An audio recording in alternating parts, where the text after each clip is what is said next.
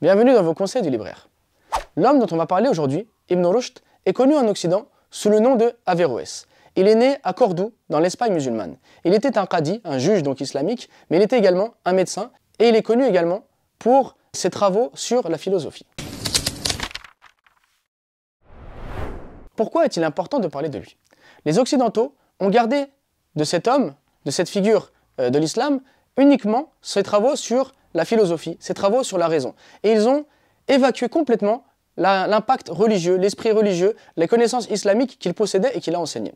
Quant aux musulmans, ils ont gardé de lui uniquement sa connaissance dans la jurisprudence comparée.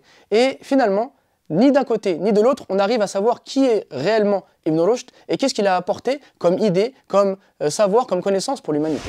Cette confusion a engendré dans l'esprit de beaucoup de personnes que Ibn Rushd serait quelqu'un qui a travaillé sur la raison, donc qui verrait que la raison est supérieure à la révélation.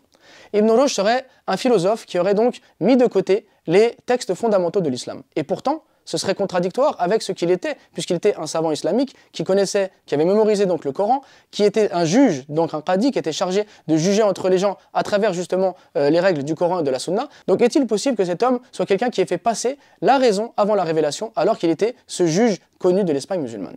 L'auteur donc, Abdelrahim Bouzelmat, a voulu réhabiliter Ibn Rushd, montrer qui est Ibn Rushd et montrer en quoi son patrimoine, ses idées, son travail ont été extrêmement importants dans l'histoire de l'humanité. Il a tout d'abord montré que cet homme, ce grand savant, n'a jamais souhaité justement mettre la raison au-dessus de la révélation. Mais il a travaillé sur les questions de révélation et de raison afin de montrer comment est-ce que la raison va nous permettre de comprendre la révélation. Comment est-ce que la raison va nous permettre justement d'appliquer cette révélation dans notre quotidien. Comment est-ce que la révélation est notre guide ultime et comment est-ce que cette révélation est ce qui nous permet de cheminer vers Allah Azza wa Jal et qu'en aucun cas la raison est supérieure à la révélation. Mais qu'au contraire, la raison et la révélation sont les choses qui vont permettre à l'être humain de vivre dans cette vie illuminé par les révélations, avec justement l'intelligence de sa raison. Ibn Rushd donc n'est pas responsable de ce qu'on dit de lui.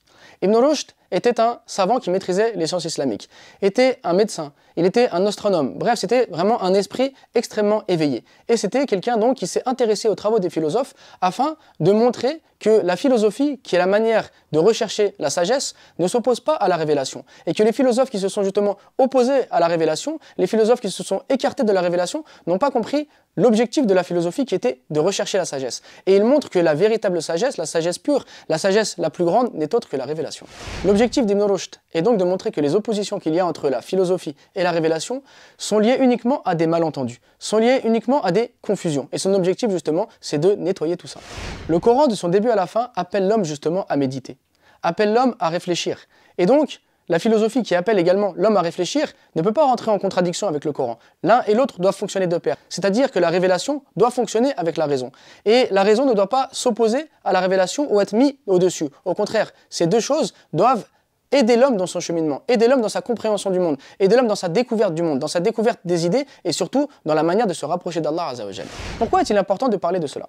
Tout simplement parce que Ibn Rushd, donc Averroès, a été récupéré par l'Occident. Mais son message et son travail ont été complètement dénaturés. C'est-à-dire qu'on a enlevé tout ce qui concernait la foi, la connaissance islamique, la connaissance de la jurisprudence, bref, son apport en tant que savant musulman, pour ne garder que ses réflexions sur la raison et la philosophie.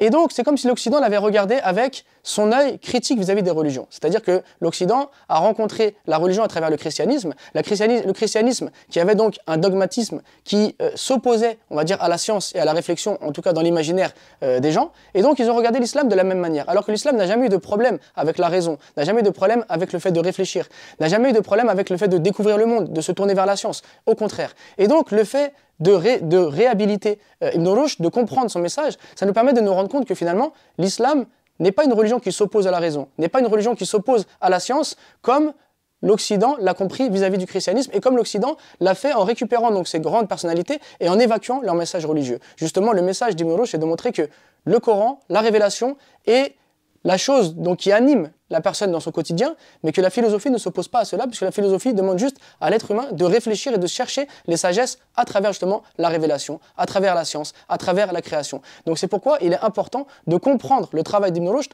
pour ne pas le laisser entre des mains de personnes qui évacue une partie de son message et donc laisse à croire que l'islam, comme le christianisme, aurait été une religion qui s'oppose à la science, qui s'oppose à la raison, alors que raison et révélation ne s'opposent pas, comme Ibn Rushd l'a montré tout au long de sa vie. Ibn Rushd, Averroès, d'Abdelrahim Bouzelmat, un livre qui va nous permettre de comprendre le lien entre la raison et la foi et de redonner toute sa place à Ibn Rushd, Averroès.